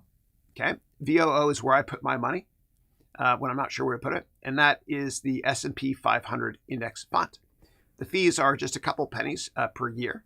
And I'm quite confident that the average return on the S&P 500 over the next 2 decades or so will be 15 to 20%. There will be big down years as well. Yeah, that's where I would put the money. Yeah. All right. And so good to see you again. Yeah. Okay. And if you want, my next graduation event, networking event, is September 27th. I know you came out last time. I would love to see you again if you want to come. And bring Norbert and your kids too. All right, next up, Manas wrote, where is EV, green energy, and clean tech going in the next 4 years for world markets? And why do right-wing governments hate green tech and EV? So I would say, I know what you're referring to. I would say not all right-wing governments hate, or Republicans in general hate EV. The Trump administration, their party line has been drill, baby, drill, in order to be less reliant on foreign oil. And what they're doing is they want to be able to drill a lot more in the United States. They have to import less. Yeah. As a result, they're not as environmentally friendly. I'm an environmentalist. I have solar on my roof, got a Tesla and all that stuff too. Yeah. But don't think that people that really believe in capitalism are anti-EV. Yeah. So I think that the Trump administration, if they pull out of the Paris Accord, they probably will. It's unfortunate, but from an environmental friendly perspective, it kind of pushes us back 4 years or so. But longer term, I think we're going to be much more environmentally conscious. There's a famous Saudi Aramco executive who once said, "The Stone Age did not end because they ran out of stones." Yeah, it's coming. Okay. Next up, Tony T. Wrote, "Thank you for all you do, Chris. You're most welcome." My son Matthew's middle name is Anthony. How can a company exceed expectations in their earnings report, like NVIDIA, yet go down in stock price? Is it supply and demand? And if so, why wouldn't it be higher? Yeah, it's all relative to expectations. And so you have to look at what's called behavioral finance. So if a company, like years ago when Apple used to provide detailed guidance, Apple would always beat earnings and revenue by like 10 or 20%. And everybody knew that, right? The market was used to that. And if Apple only beat earnings or revenue back then when they provided detailed guidance by 2%, then the stock would go down because it's priced in. So when you're looking to analyze a company, you have to look at revenue and earnings guidance always, but you have to look, historically speaking, at how conservative or aggressive the CFO is or has been when it comes to guidance, right? If they usually report within the range towards the higher end, and if they actually report right at the higher end, then the stock will go up. If they usually report at the higher end, and then they report at the midpoint, the stock will go down. So it's all about behavioral finance and pattern recognition. Yeah. And I teach that in my MBA degree program, a lot of detail too. Yeah. But sometimes you'll see, like I know you're talking about with NVIDIA, so expectations got really, really high. The revenue guidance is actually decent for the current quarter, given the fact that they think that Blackwell, their next generation product, is going to sell incredibly well. Yeah. It just got a bit ahead of itself. Yeah. And usually what happens is if a company misses street expectations by 10%, usually the stock gaps down 10% and vice versa. And the reason is because it makes the PE target of the analysts to enter all this information in their financial models go down or go up 10%, depending on if they beat or miss by that amount. What will also happen sometimes, and people get confused by this, is sometimes a company will beat earnings and they'll beat revenue above high end of expectations, but the stock will go down. And one of the primary reasons for that, right, is because deferred revenue went down. Let me explain that really quickly. So a company can only recognize revenue legally if they've delivered the product to you, okay? If you buy something from me and I'm a company and I haven't given you the product yet, I can't recognize that revenue yet. So that revenue goes on the balance sheet in what's called a liability of deferred revenue. So that means that my pipeline looks good, right? For next quarter, it looks good, a big pipeline. So if my deferred revenue goes down a lot, but I still beat revenue and earnings estimates, investors, sophisticated investors at top hedge funds, mutual funds, they get worried because the pipeline is getting smaller. Yeah. Okay. Yeah, and if anybody has follow-up questions based on any of my answers, please by all means ask me as well. Okay, moving on to Andre, who wrote, "I'm an 18 researcher at a crypto firm. Do you think any of the course will help me in the markets?" Absolutely. Absolutely. I teach you everything about all major or most major investment products in my MBA degree program, including how to analyze cryptocurrencies from scratch. And the problem with cryptocurrencies is they're not regulated by governments yet. So when you invest in a stock, like Meta, for example, and this is the IPO prospectus in 2012, when you invest in a stock, you can get access to their S1 filing, their investment research report, or their prospectus report, right, before they go public. Cryptos don't have that. So what I do in my MBA program is I have a 49-step process to create something like this. It's not perfect, but it's good enough for government work. A 49-step process to create something similar to this for cryptocurrencies. Yeah. I give you all the tools you need to make the right investment decisions, or career decisions, or company decisions. Okay. Next up, Omar wrote, what would you recommend for a recently divorced 34-year-old man? I'm currently remodeling a house and I have a small amount in my 401k. I have a small reselling business. Yeah.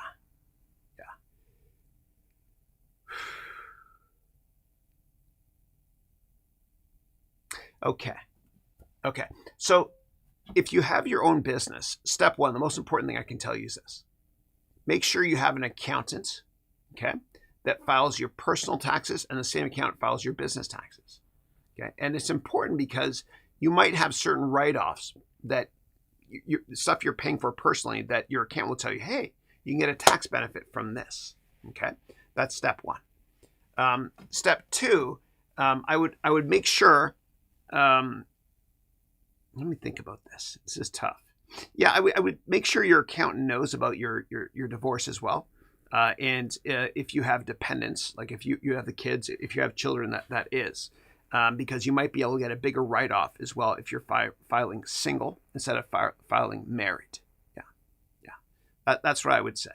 Yeah. And regardless of what business you have, I recommend writing a thorough business plan, because failing a plan is planning to fail. And in my MBA program, I have a venture capital boot camp in the 3rd semester where we create a business plan from scratch using this framework. Okay. And I help you to refine your business, think about how to raise capital, all that good stuff, your go-to-market strategy, etc. Let me go back over here. Try this angle now. Okay, here's my messy desk again. Yeah. And by the way, MBA stands for Married But Available. That was awful dad humor. You know that's a joke. Okay. Laugh at me, not with me, folks.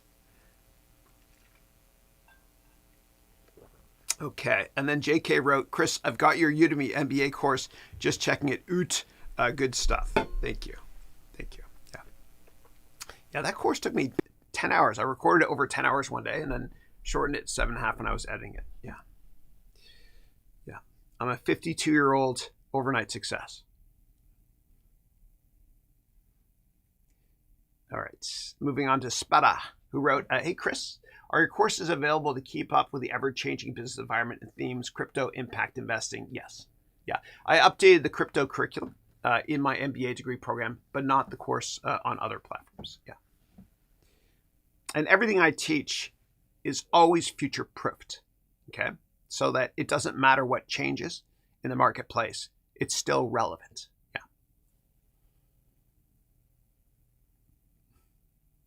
And then JK wrote, regarding exercise, any ideas on how to strengthen my wrists to make push-ups less painful? Yeah. So I use this, okay? And this really helps with my wrist. You can do it this way and backwards as well.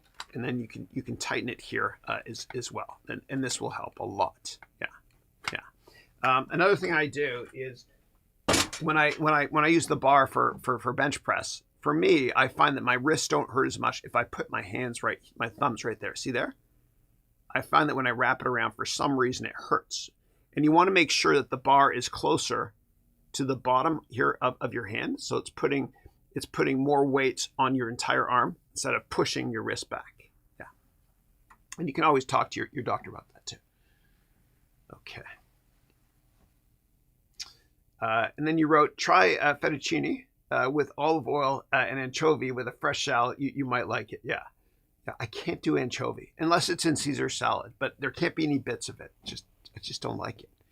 It's like, I don't know. It's like having like anchovy on pizza. I don't get it. Pineapple on pizza. I don't get it. I just don't understand. Oh, Senator of the Board, thank you so much for that $20 donation. I appreciate it. I'll show you where that money is going to go. God bless you. Okay. So that money, along with everything I do in the long run, is going to go directly to my schools. Our next school is in Kenya. Here we took the first dig here. Okay. It's close to a water source, always has to be for government reasons. It's going to be a school for girls. We have an amazing board as well. And then before that, let's see here. This is the school that I built. I finished in Rwanda last year. So thank you so much for that. That's where it will go. Now, in terms of, do I have a registered charity in my name? No. What I do is everything all the money I donate, which is a lot, I donate directly to my students who have the charities in their name. Okay, so for example, Vital, who is in Rwanda, the charity's in his name. So I donate money, I'll get a tax receipt maybe and all that stuff. Same thing with Marin Koros. The charity name is in her name, okay, in Kenya. I keep it separate, yeah. Okay, and so Senator of the Board wrote, hey, Chris, I'm going through the Silver MBA program. Oh, you're in the program, great, thank you. I'm doing the valuation section of the course. I'm practicing the DCF, but not clear in locating the present value of the interest rate used to calculate the future value. Yeah. So what you need to do if you want is go to EMS 4-2. That's Economics Management and Strategy, semester 4, class number 2. Specifically, what I do in that class is I explain how to calculate the interest rate. Now, the interest rate for DCF to discount that stuff is called the weighted average cost of capital, okay, the WACC. Let me show you really quickly here. Okay, so I'm going to go here to, okay. So you go over here to DCF, okay, it's going to be tab 95, okay. And then what you're going to do is you're going to calculate the weighted average cost of capital right here, the interest rate, okay. And it depends on what percent of your capital structure is equity versus debt, okay. You're going to enter this in. You look at the risk-free rate as well, which you can get the treasury rate, 3-month rate if you want, or 2-month rate. The cost of debt as well, which is different for each company. The tax rate as well, so you can tax adjust it. And that will help you be able to come up with your weighted average cost of capital. So you can use net present value, which basically is what DCF is all about, to discount all that stuff, including the terminal value. And then, of course, we have a sensitivity analysis here if rates change. Yeah. Now, in terms of the risk-free rate, what does that mean? Well, we all listen closely to what the Federal Reserve has to say about interest rates, okay? And this is important for everybody that owns a house or wants to buy a house or has a loan. You go here to treasury.gov, then you go here to the yield curve, okay? You select the current month, okay? And what you can do is look at the 1 or 2 month, it's fine, for the risk-free rate right here, okay? All right, and I can go through this in more detail if people want me to. Okay, and go back here.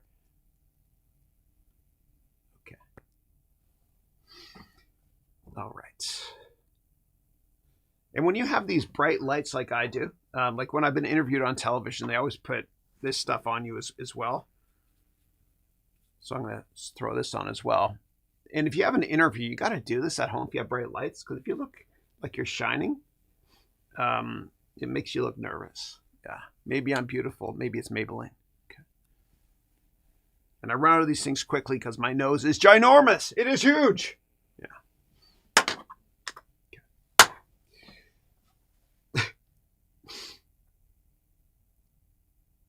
Okay. And then JK wrote, is cray cray Canadian slang, or am I just so old I'm not hip? I don't know. I think I saw it in a TV show called Girls on HBO. They say cray cray. Yeah. It's been a while.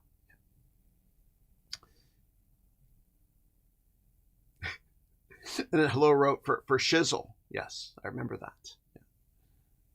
Dude, I got to tell you a quick story. Okay. So my son Dylan, he walked into my office, okay? He walked to my office a couple years ago. And what I was doing was he walked right through here.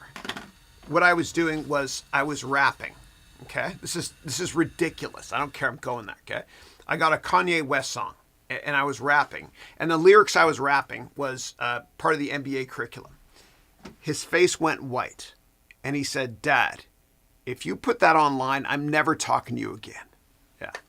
Yeah, let me show you here quickly the backyard. All right, it's raining today. So this here is this is my backyard here. We're building out a deck right here, and we planted about 10 more redwoods and then a couple of palm trees as well. And I rent this room. My company rents this room from me. Okay, and you can do that.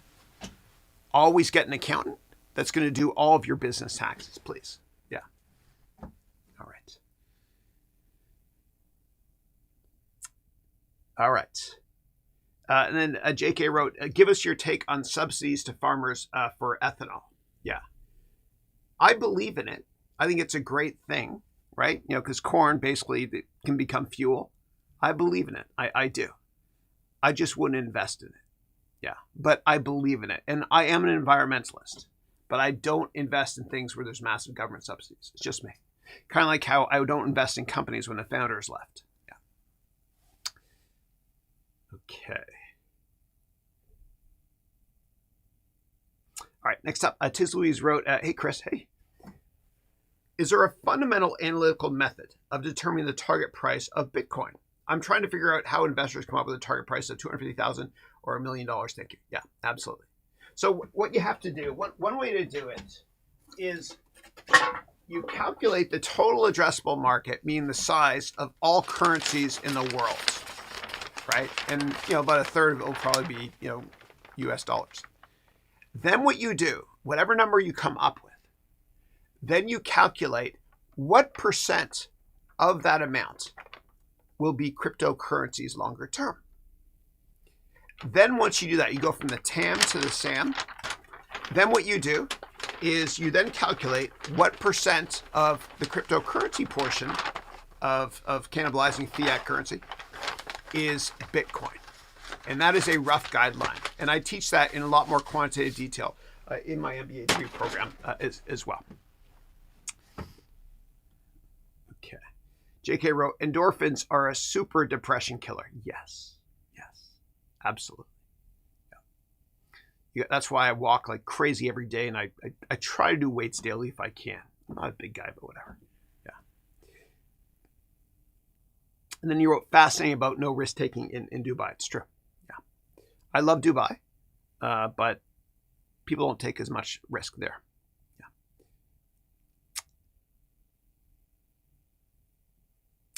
And failure, it's interesting because on the West Coast of the United States, it is what it is. In California, failure is not shameful. It's cool, right? If you fail, it's like, oh, hey, man, just try again, eh? It's a Canadian on the West Coast. Yeah. On the East Coast, it's a bit more shameful, I find, where I'm from. If you fail, it's like, oh, damn, it's shameful. But if you try again and you're successful, people forget about the failure. In some countries, and I'm not talking about the UAE, but in some countries, failure is so shameful when you fail with a startup that if you're successful later in life, all people remember is still the failure. But you just got to tell yourself, I don't give a damn what people think of me. Yeah. You only have to be right in business one time. Okay. And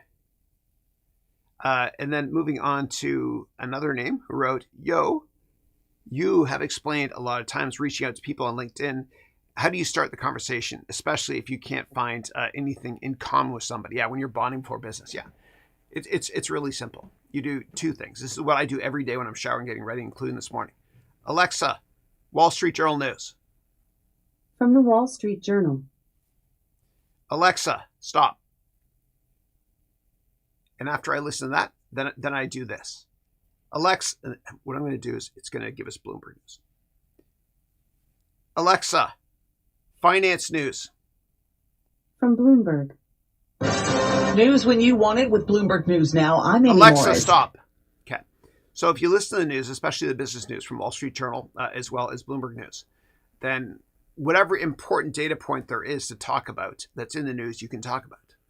You can also read, you can also set up a Google alert. Okay, go to alerts.google.com and enter in the name of the company you're going to be interviewing with.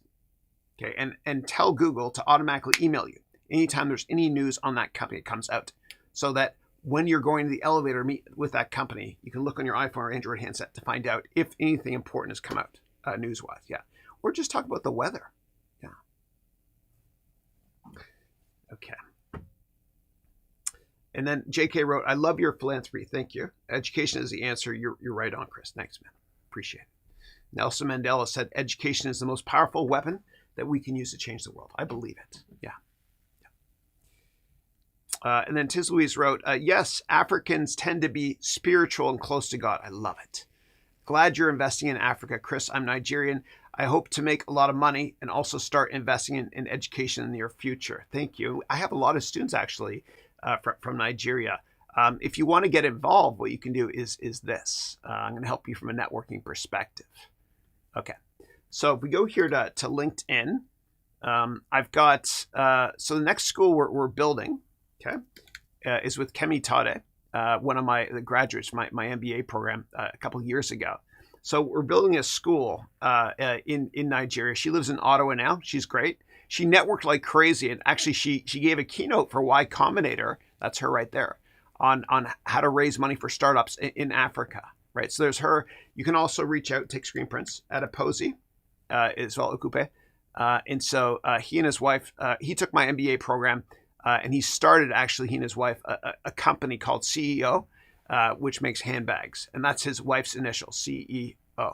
But you can reach out to Adiposi as well if you want to. He's an architect as well. He spends a lot of time in Dubai as well. Really good guy. Yeah. Okay. And yes, I will be doing Egypt as well, if my dad is watching. My dad's from Egypt. He's like, Chris, I don't get it. You go to Africa a bunch of times. Why have you not gone to our country? Yeah. I will go there, I promise. Yeah. And I did a call recently with a Udemy teacher who is really successful. He's from Egypt, and we are working on that too, close to Sohag, where my dad's from.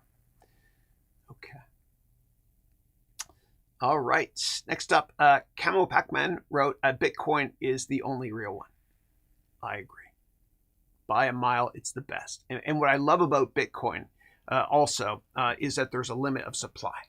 You know, it's kind of like my grandfather used to say to me, Chrissy, buy land, they're not making it anymore. There will never be more than 21 million Bitcoins be created by the year 2140. Right?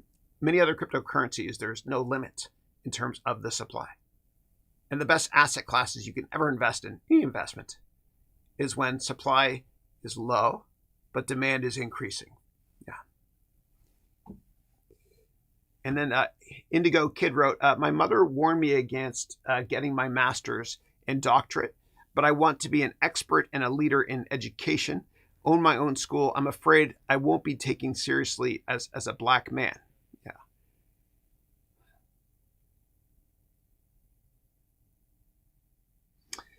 Yeah, I don't know.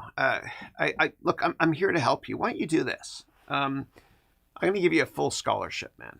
Okay. Come directly to my website with me.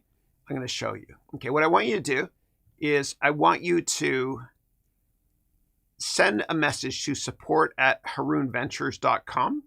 Okay. Then I want you to go to my website here, harounmba.com. Okay. And I want to talk to you about that. And then under here, underneath me, I'm covering this up. Click this blue button to schedule a Zoom call with me. And I'll give you a full scholarship and mentor you as well and help you with that stuff. Yeah. And let's talk about that offline together in detail. Okay. Okay. Thank you. Okay.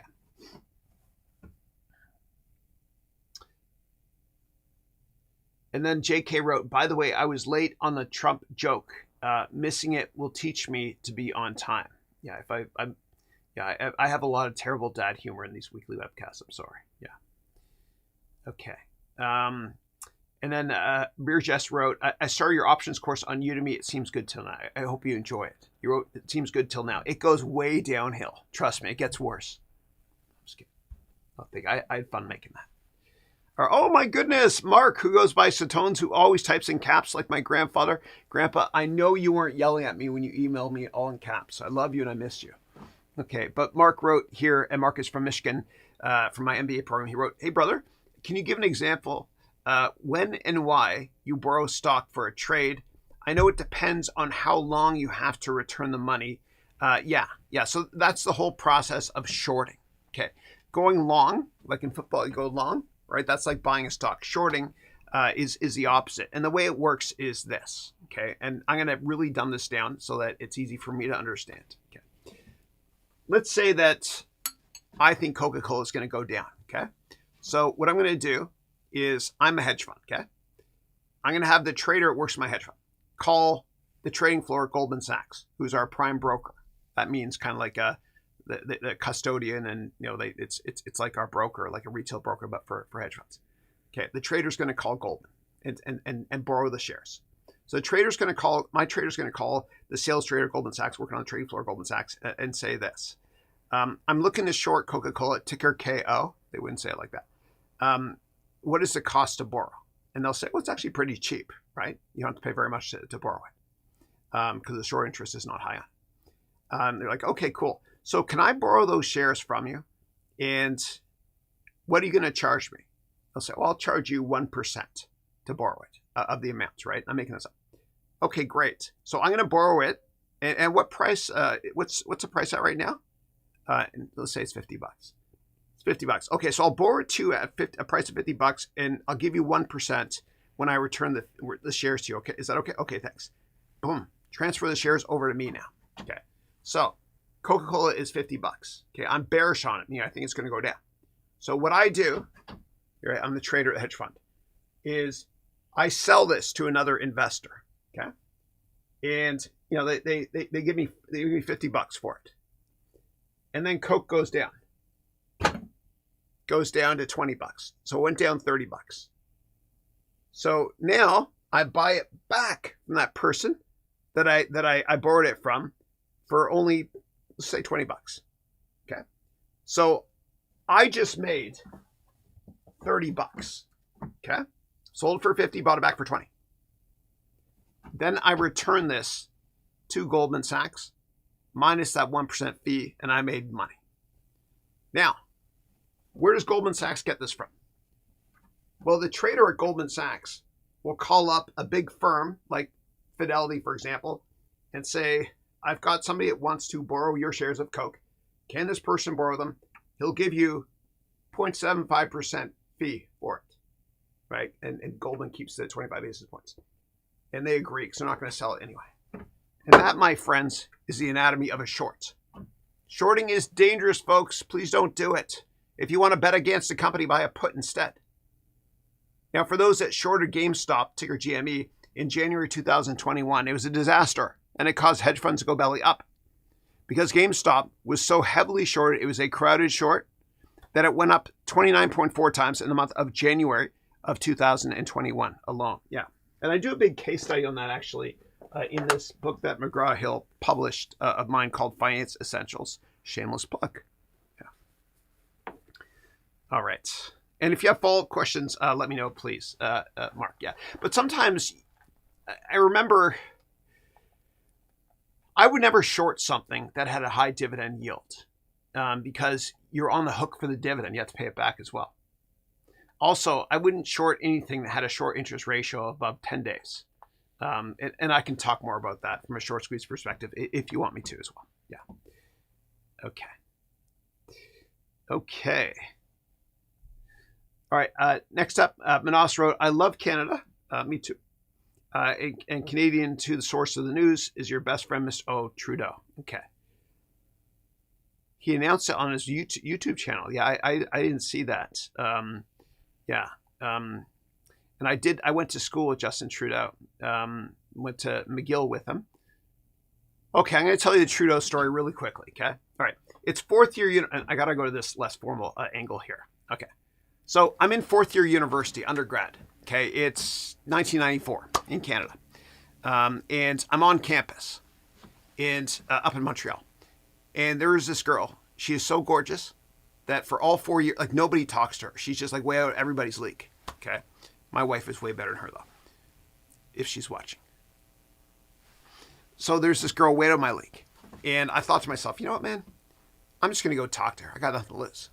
So I go up to talk to her. And it's going well. We're talking for like 5 minutes and she's still talking to me. I'm like, dude, am I dreaming? What's going on? 10 minutes go by, we're still talking. She's laughing at my jokes. And you know how bad my jokes are. 20 minutes go by. I'm like, dude, this is amazing. We're still talking. Okay, Chris, you got to ask for the phone number. Ask for the phone number. You have to close this. You got to do it, right? 25 minutes go by. I'm about to ask for the phone number. 30 minutes go by. I haven't asked yet. And then this guy walks up, right? Like out of nowhere. Like he looks like Jim Morrison, right? He's got like long hair and stuff as well. And he starts talking to her, right? And the second that he shows up, she goes like this. And she ignores me, right? And I'm like, WTF, why the face? I was like, I don't know what's happening. What is happening right now? Why am I being ignored? Who is this guy? And so I introduced myself to him. I said, hi, I'm Chris Haroun, and I'm nobody, as you know. And he looks at me and he goes, Justin Trudeau. Dude, I just got Heisman'd by a Kennedy. I can't compete with a Kennedy, okay? All right. He was a nice guy about it, but that's my Justin Trudeau story. And I'm sticking to it. Yeah. And if I lived in Canada, I may or may not buy a red hat that says, make Trudeau a drama teacher again. I'm just kidding. Okay. All right. Please don't talk politics on your, don't follow politicians on your LinkedIn profile, because half the people will love you, half will not. I don't know what half. Yeah. Okay. Next up, Manas wrote, thank you for everything, my mentor. Thank you for being here, man. Yeah. See you in an hour on the Haroun Habibi office hours. Yeah, I love it. Yeah, that's right. For students in my Silver MBA program, click the link in 13 minutes. I will see you for our 1 hour Zoom call weekly. Yeah. And he wrote, thank you for, God bless you. Thank you for that comment as well. And all those wonderful emojis. God bless you more. Yeah. Yeah. And then Mark wrote, Bitcoin and Dogecoin to the moon. Yeah, Doge means something different now, though, right? Yeah. Mohammed wrote, I just want to thank you for the endless informative hours. Thank you. Thank you. This is fun for me. I do it because I love it. I love to teach. I love to help people. And the reason, the way you know you have the job of your dreams is if you're on vacation and although you love your family, you can't wait to get back to work. Another way you know that you have the job of your dreams is if you get up in the middle of the night and it's 3 a.m., you look at your clock. Usually you're like, yes, I can sleep 4 more hours. But for me, I'm like, yes, I'm going to get up now. I'm excited. One more way to know what your passion is career-wise is to do this. Let's say I give you 30 days off, and in the next 30 days, you're not allowed to travel, you can't go to school, you can't go to work. What are you going to do with your time? Whatever that is your career. And I don't care what anybody says. Yeah. And my job, my humble job is to help you with that. And so I think of myself as your humble waiter. When you go to restaurants, you don't order everything, but you look at everything. So I'm your waiter. And these are all the job opportunities or careers you can think about or businesses to start. So I have everything here for you. You decide what you want to do. I'm here to serve you. How'd you make much day?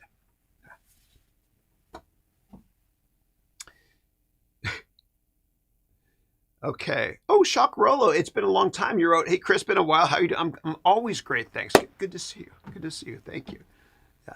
Welcome back. Okay. Hello wrote, product perfect push-up, 5 stars. Thank you. Thank you. Okay. And then JK wrote, why only 5% in Bitcoin? Now that BlackRock is getting in the game in a big way, is there still a change? Yeah. So for me, the way I look at it is I don't care if a company has a cure for cancer. From a risk management perspective, I never make more than 5% of my portfolio one stock. Yeah. No matter what. And the interesting thing is this. My best idea, the one I have the most conviction of in my portfolio, usually doesn't perform the best. It's usually my second or third best idea. Why? Because there's a little bit of information that I can't get access to or I'm not comfortable with these ones.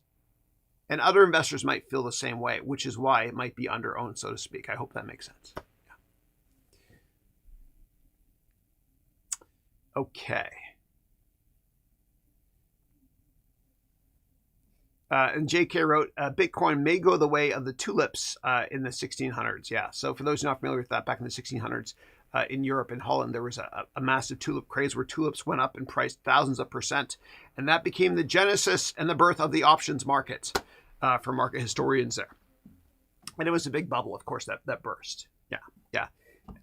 So it could be, which is why I never make it more than 5% of my portfolio. Yeah. Cryptos in general. Bitcoin, 0.5 of that. Okay. And then Supermoon Mario. Oh, dude, I love you.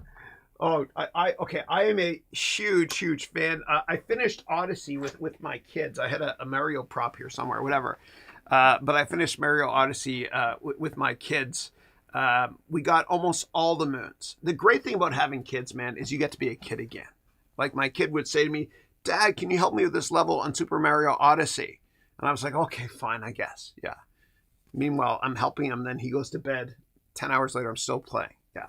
That is a masterpiece of a game, dude. Masterpiece. Yeah.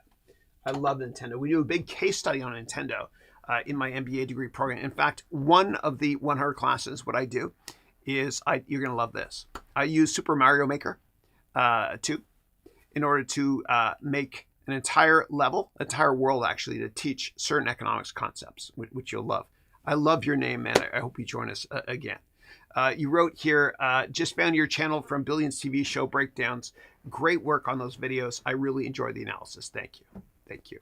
And whenever I see Mario, I always think of my little sister, Katie, who passed away this summer. She's in a better place. Katie, I love you. I miss you. And I'm so sorry all those years when you were a little kid, when I made you Luigi and I was Mario, when we played together. And anybody that had an N64 or NES would understand that. She's smiling. I know. Okay. All right. Next up, JK wrote, where do they send you to in Canada if you're a bad news bear? Yellowknife? Okay, I got it. That's good. I like that. An old Walter Matthau movie. I saw that years ago. I'm dating myself because I know that. Yeah. Okay. And then HA wrote, Have you ever worked in a hedge fund? What kind of candidates do they usually take experience-wise? Yeah, I worked at a couple of hedge funds and I found on my own. So I worked at Kingdon Capital in New York City, and then a big hedge fund called Citadel recruited me to the West Coast. And then I worked at Pequot, and then I started my own. Yeah. In terms of who do they usually take experience-wise? Usually somebody with experience. Like, it's usually not somebody that, at least a lot of the higher-end firms, somebody that's green right out of university. They want you to have a bit of experience, maybe working at other funds, etc. So you're on your A game, so to speak. In terms of what do you need to know, we have to know how to invest. You have to know how to pick stocks. You have to know about risk management, and not just picking long ideas, but short ideas, etc. Yeah. Okay, and I do have to wrap up this call in a second. Okay. Okay. All right. Awesome. Okay, guys. So I'm going to wrap up today's call. If there's additional questions, please save them for next week. Or what you can do is you can sign up for my Silver MBA program and ask me in a couple of minutes on our weekly 1-hour Zoom call for Silver students. For those of you in my Silver MBA program, always go to the first lecture and click on the link to get access to the 1-hour call. For those of you in my Gold and Platinum call, you got 3 hours today. And then for Diamond students, I'll see you later on as well for one-on-ones. Again, quick announcement here. I do have a Black Friday sale that's on for a limited amount of time. You can get 25% off my products, every product except for the Diamond one. And I'll show real quick here. Okay. So what you do is you go to learn.harouneducations.com. Actually, yeah. Learn. Let me click here. Learn.harounventures.com. Okay. Again, learn.harounventures.com. And then down here's all my stuff. And then at checkout, you're going to enter it Black Friday 24. Okay. And so the sale works for every product and payment plans as well. Except it doesn't work for this one here. Okay. And if you're interested in, joining my gold or platinum MBA program, you can read more about it here. So the way it works is this, if you want to buy a product. So you click here And then what you're going to do is you click here to buy and then enter that code, which I mentioned before at checkout. I do have to wrap up this call. Alexa, stop, please. Okay. So again, check out my Black Friday deal. Ends very soon. You get 25% off all my stuff. Every product I sell has a 30-day, 100% money-back guarantee. If you don't think you're getting a massive return on investment, please ask for your money back. My return rate is 1% across all products except for my diamond product, which I've had no returns. Okay. All right. Now, I'm going to end this week like I do with every week with a short life-changing video, which is an interview with Steve Jobs that I licensed from the Silicon Valley Historical Association. God bless you all. And I will see you next week. Yes, there's Thanksgiving next week, but I'm doing the call from 8 a.m. to 10 a.m. next week as well. God bless you and thank you. When you grow up, you tend to get told that the world is the way it is, and your life is just to live your life inside the world, try not to bash into the walls too much, try to have a nice family life, have fun, save a little money. But life, that's a very limited life. Life can be much broader once you discover one simple fact, and that is everything around you that you call life was made up by people that were no smarter than you. And you can change it. You can influence it. You can build your own things that other people can use. And the minute that you understand that you can poke life and actually something will, if you push in, something will pop out the other side, that you can change it, you can mold it. That's maybe the most important thing, is to shake off this erroneous notion that life is there and you're just going to live in it, versus embrace it, change it, improve it, make your mark upon it.